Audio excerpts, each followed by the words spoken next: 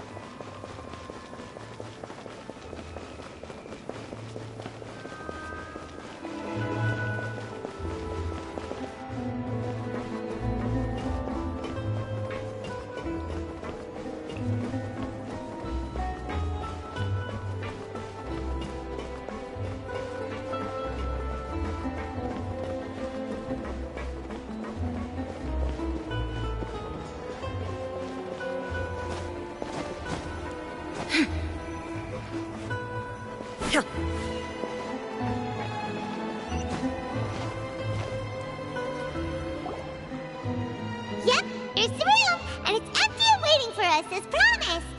Navia is such a good person.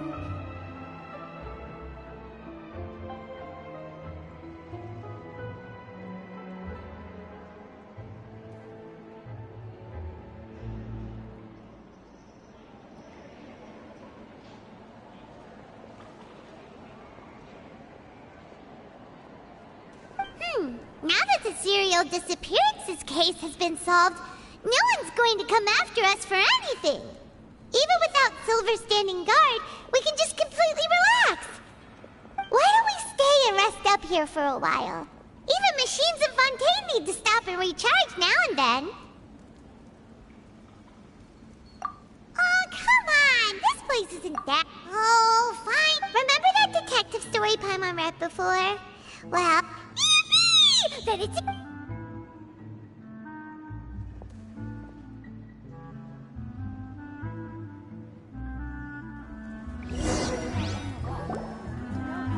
Paimon didn't expect that style at all.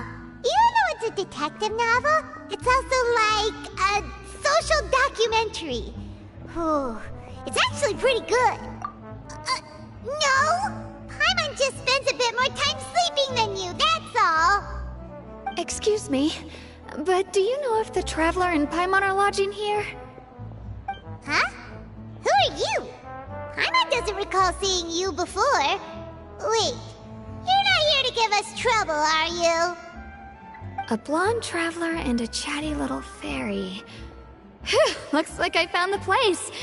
Good thing I asked the Spina di Rosula. Seems they sent me the right way. Hey, what do you mean by chatty? Paimon's always careful not to talk too much. Most of the time, anyway.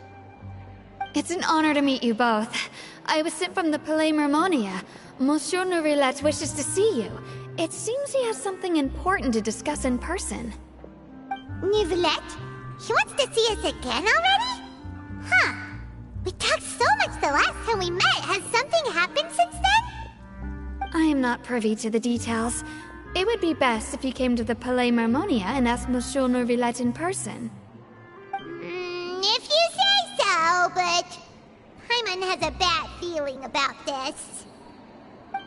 Now that I've delivered the message, I'll take my leave.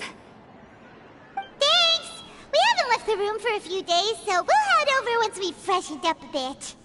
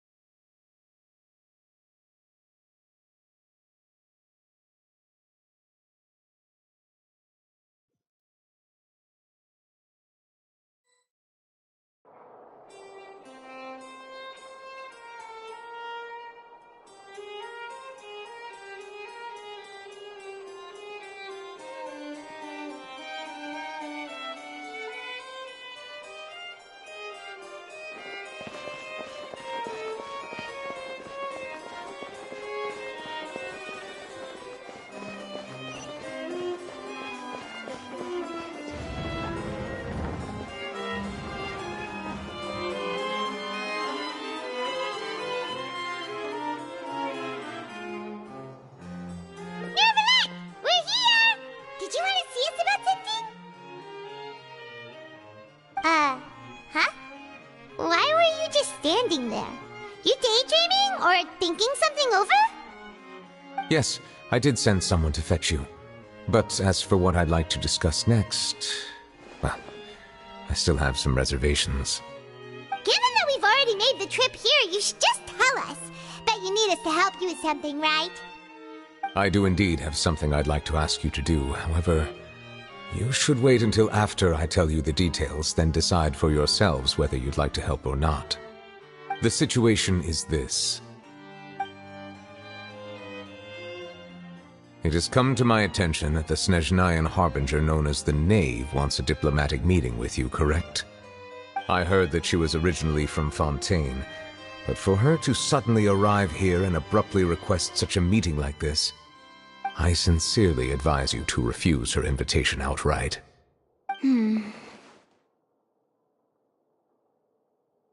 I'm sure you're aware that her purpose is most likely related to Child's recent predicament. We convicted one of the Snezhnayan harbingers in a court of law, but we have yet to provide any form of detailed report on the matter. This does indeed provide an opportunity for Snezhnaya to put pressure on us. I believe we should adopt an evasive stance until we can provide a proper explanation and have a preliminary plan on how to deal with the matter. No, we shouldn't. I think we should agree to the meeting. Oh? Well, you see, we are the ones that owe an explanation. If we keep putting off the meeting, it could easily result in the problem escalating, right? It's like a fight between two friends. If they don't agree to see each other and talk in person, isn't it possible that the friendship could end entirely? Though diplomatic relations between Fontaine and Snezhnaya could be considered as friendly, it is only superficially so. You wouldn't go so far as to say that our nations are friends, as you did in your example. It was just an analogy. An analogy, okay? Moreover, even if we were to talk in person, if we don't have sufficient information prepared, it is quite possible the result wouldn't be restored relations, but a complete falling out. I don't think we should overthink those possibilities yet. Ahem. Even if the logic of the divine is not immediately apparent, its wisdom will only be revealed with time. Besides, you'll be at the meeting. If any problems do pop up, you'll have no problem navigating them. I must clarify that interacting and communicating with people outside of court is not my cup of tea. It seems you think too much of me. But more importantly, when did I agree to join the meeting with you? You mean you won't come? No, that won't do. I can't go to the meeting alone. You have to accompany me. I must take you with me. Lady Farina, could there be something else regarding this matter that is being kept from me? No, not at all.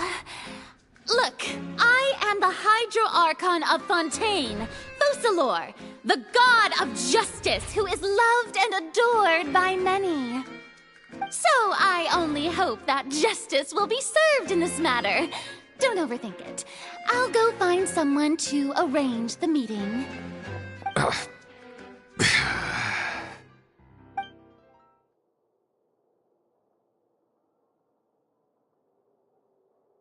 Though it could officially be considered a diplomatic conference, I prefer to see our meeting today as an ordinary tea party. I assume you see it the same way, Miss Farina?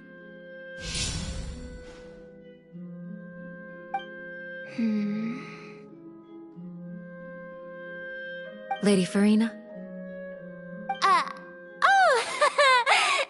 Yes, that's right. Just like you said, a tea party. I should thank you for providing the pastries. They look delectable. To make this tea party even more lively, I've invited someone else to join us today. It's a pleasure to meet you, Monsieur Neuvillette. I was born in Fontaine, so naturally, there's no need to introduce the nation's revered Iudex to me. Hello. The pleasure is also mine.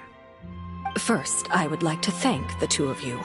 I'm often away on business outside of Fontaine, and I'm told that the children of the House of the Hearth have been well taken care of by you. Oh, I'm not referring to when my children, Linny and Lynette, were falsely accused by you. Please don't misunderstand. The children of the House of the Hearth are often misunderstood, perhaps due to the reputation of the Prt1. There's no getting around that. All I meant to say is that Fontaine has been stable in recent years. The people are well off and the children lead happy, fulfilled lives. That is something truly worth cherishing, and no one wishes to disrupt such peace. Now then, you have come regarding the matter of child, correct? Well, yes. It appears the ever-busy Iudex Neuvillette doesn't wish to waste time with diplomatic pleasantries, and hopes that we can get straight to the point of our talk. Yes, as you surmised, understanding child's situation is indeed one of the goals of this trip. As we are both diplomats from Snezhnaya, as well as Prt1 harbingers, Child and I have always been colleagues.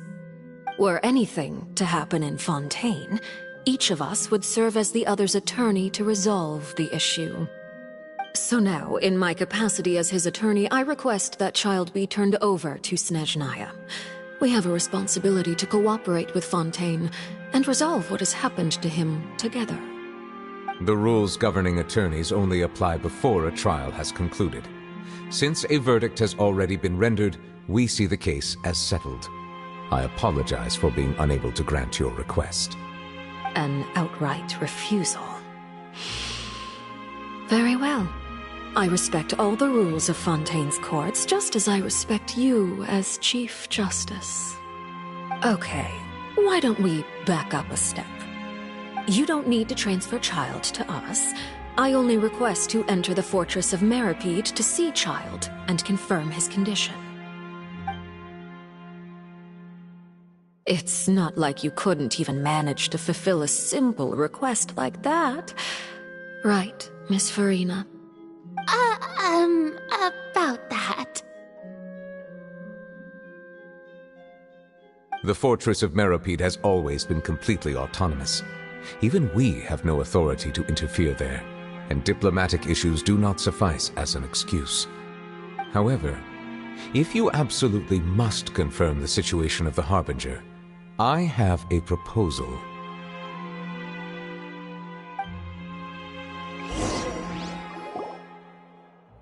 Nave showed up already? Well, Lenny did say that Father will be returning soon.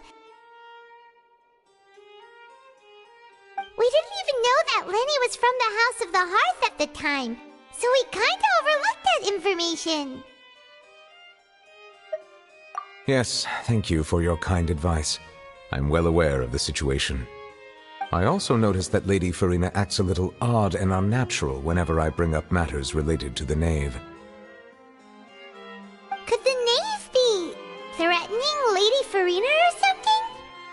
If that were the case, then why wouldn't Lady Farina inform me? And what means could the Knave possibly have to twist the arm of an Archon?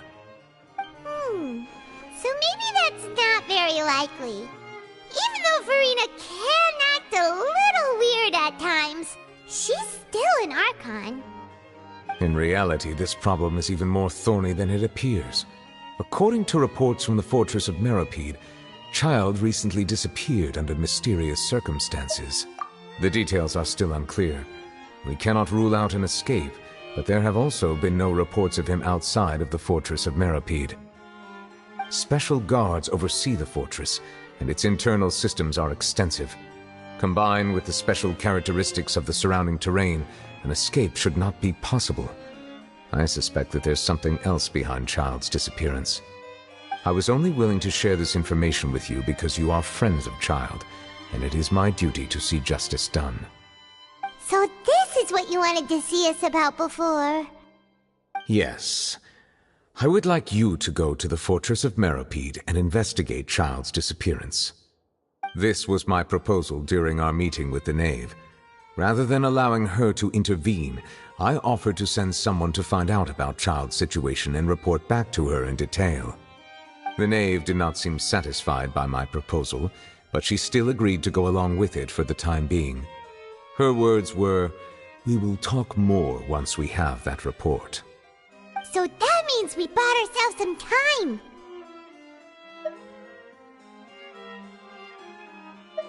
Firstly, you're already acquainted with Child. Your eyes may discern relevant details there that others would miss. And secondly, is the consideration of the unique nature of the fortress of Meropide. Isn't it just Fontaine's prison? I would not define it so crudely. The fortress of Meropide is not affiliated with the court system of Fontaine on paper. It has always existed as an autonomous entity. Early in Fontaine's history, criminals were punished with exile, not imprisonment. Even today, sentences against convicted criminals still include exile, just as before. The fortress of Meropide may seem like a prison, but it should in fact be regarded as a gathering place for exiles. All we do is dispatch guards to keep watch and help maintain security, but we have no right to get involved with any other matters. Although I do have a personal relationship with the administrator there, neither myself nor the courts have the right to be directly involved with the investigation, no matter how serious the grounds. Oh, Paimon gets it now. That's why you need us to conduct our own investigation as a third party, right? Correct. I will arrange false charges against you so that you may secretly investigate inside the fortress during your detention. This will save us a lot of unnecessary trouble. So, are you two willing to accept my proposal? Yeah, no matter how you look at it, it seems we're the best choice. Alright, we hereby accept this difficult task. Reluctantly. You two have my sincere thanks. This matter is of critical importance to Fontaine's current situation. Also, I hope that both of you can keep this operation a secret. We will rendezvous at the Fortress of Meropide's entrance on Erinius once you've prepared yourselves. I will arrange for someone to take you inside. Prepared ourselves? Is there something we need to prepare? Perhaps you could enjoy a good meal and have a nice bath. I'm afraid that living conditions inside the fortress are nothing like those on the outside world. Oh, right! Even though we'll be there on trumped-up charges, we'll be in prison for real. On second thought, is it too late to back out?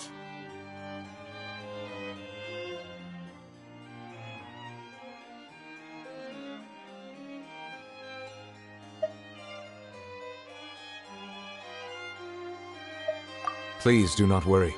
Since you are sacrificing both your time and quality of life for the sake of delivering this report, you will be compensated according to the highest standards permitted to legal staff, regardless of the outcome. Now that's more like it! Come on, Traveler, let's go eat the best meal we can find! We'll eat so much that we won't need to eat another meal for a whole month! Your treat! Are you leaving now?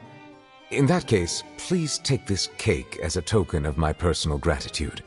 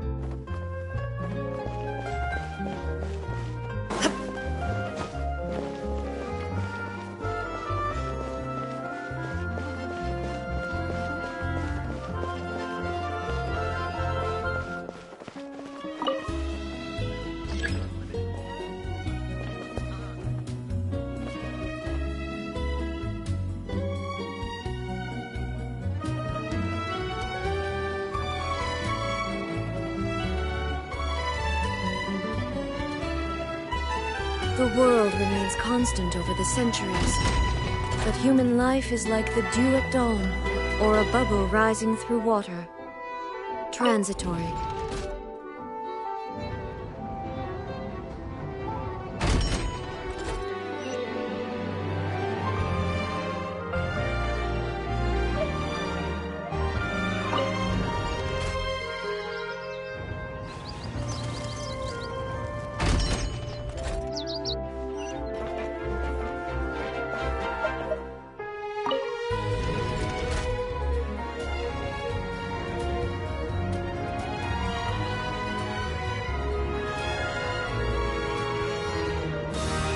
Inactivity serves no purpose whatsoever.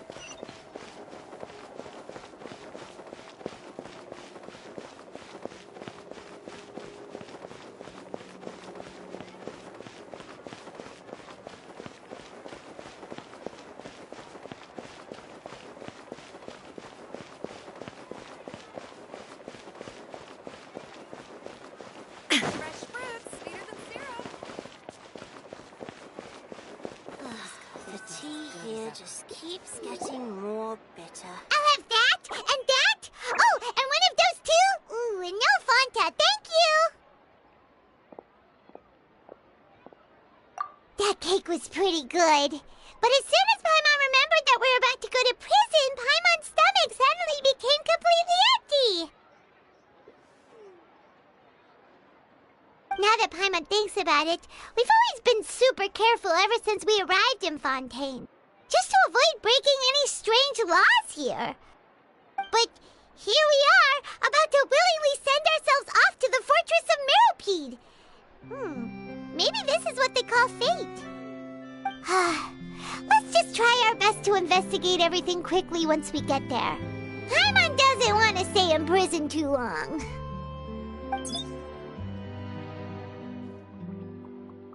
Oh, what is that I hear? Is it the taste of a breaking story? Hey, you can't hear a taste! And what are you doing here, Charlotte? Oh, don't remind me. I invited an eyewitness to a case to eat here, and I was planning to get some great material out of him. But he didn't even show up! Calm down, calm down. This is nothing new. As a journalist, you should be used to this by now. As long as you can score some juicy tidbits from the Traveler, you might still be able to recover the cost of the meal. You know we can still hear you, Charlotte. Never mind. It's nothing. I just heard you mention the Fortress of Meripede. You didn't commit a crime, did you? Please tell me all about it. No way! We would never! We're just going there to... Oh no, Paimon almost forgot that Neuvillette told us to keep it a secret!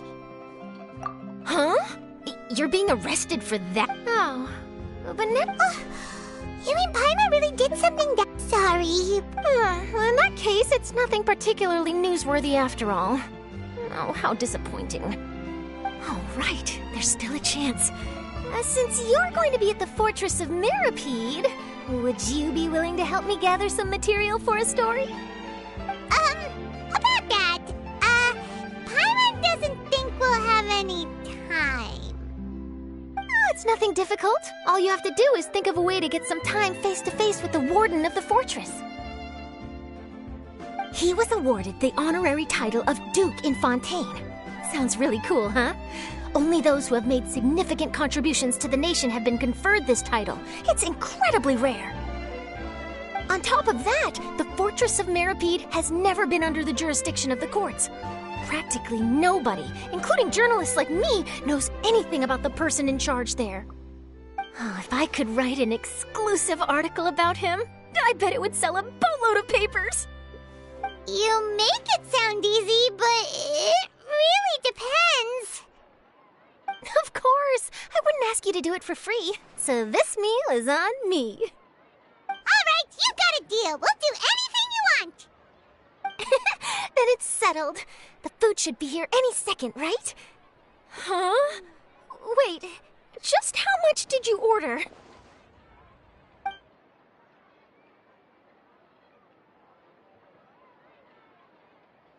Oh, Paimon's so full.